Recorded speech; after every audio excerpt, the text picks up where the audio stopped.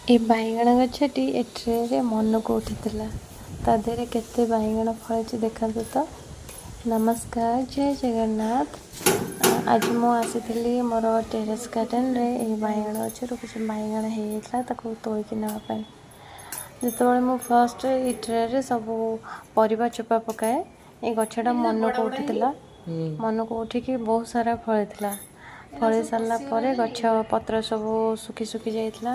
मु गोटे Facebook video रे देखिथिली गछ को काटिदेले से गछरे भल रिग्रो हुए आ फ्रूटिंग भी भल हुए। मु सेतिपई ताको कटिंग कर देथिली।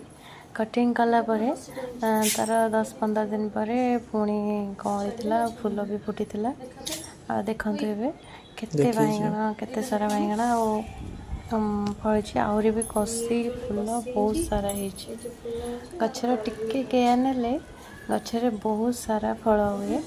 आ मो से गछरे भी गोटे मंजी रखिछि कारण से गछर मंजी पकेकी आ गछ करी बोले।